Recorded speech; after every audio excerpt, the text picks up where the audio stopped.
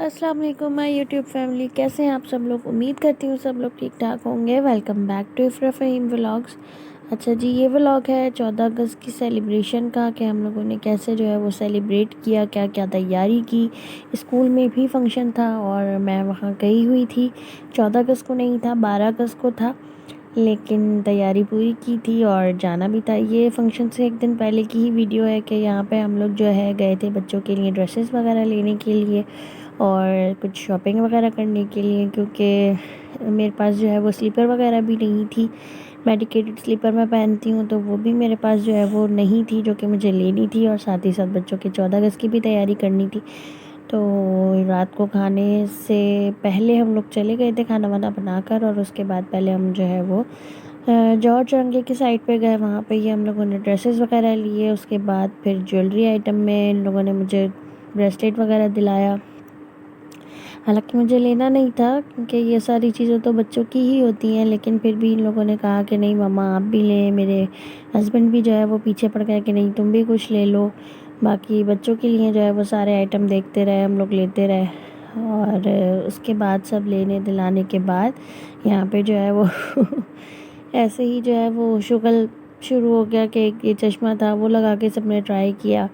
और जिस हिसाब से महंगाई हो रही है उस हिसाब से चीज़ें भी जो है वो वैसे ही महंगी होती चली जा रही हैं। इतना सा चश्मा जो है वो 250-300 रुपये का चश्मा था, जो कि हमारे लिए बहुत ही कोई हैरत वाली बात थी कि सिर्फ इतना सा चश्मा है, ये सिर्फ इतनी सी लाइटें लगाकर उसको इतना महंगा कर दिया है।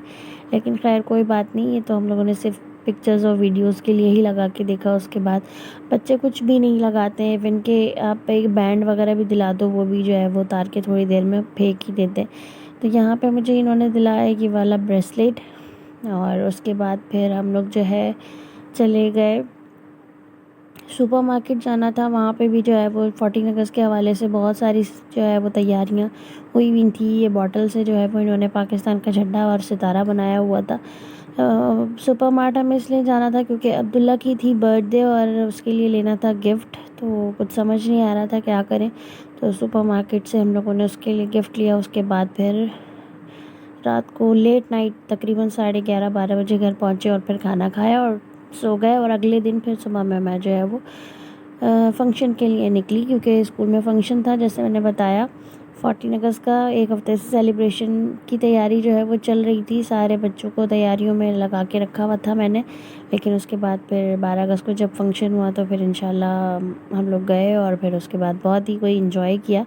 स्कूल में टाइम नहीं मिला कि मैं वीडियोस को बनाती और जो है वो इसमें शेयर कर दिया आप लोगों के साथ, क्योंकि ज़ाहिर है ड्यूटीज़ अलग थी, बच्चों को संभालना था। तो बस सुबह में जितना तैयार होकर मैं आप लोगों को दिखा सकती थी वो मैंने दिखा दिया। बच्चे सो रहे थे पीछे, फ़हीम ऑफिस जा चुके थे, बस मैं ही थी जो कि घर में जो है वो तैयार होकर निकल रही थी। यहाँ पे मैं बिल्कुल रेडी हो गई थी और फिर मैं पहुँची स्कूल। स्कूल में तकरीबन मुझे 1 बज गया फंक्शन ख़त्म होते होते, और फिर हम लोग वापस आए। लंच वगैरह करने के बाद सर ने माशाल्लाह लंच करवाया। उसके बाद फिर हम लोग वापस आए। देन उसके बाद आके जो है वो रेस्ट वेस्ट किया। शाम में फिर बच्चों ने कहा कि मम्मा आप भी घूम आई और पापा भी सुबह में होके आ गए। तो ऐसा है कि अब यानी कि 14 अगस्त वाले दिन की बात बता रही हूँ ये, वो तो फंक्शन तो 2 दिन पहले था। तो उसके दिन शाम में 14 अगस्त वाले दिन फिर शाम में सारे बच्चों को लगा कि भाई अब हमें कहीं जाना चाहिए, हमें आप लेकर चलें।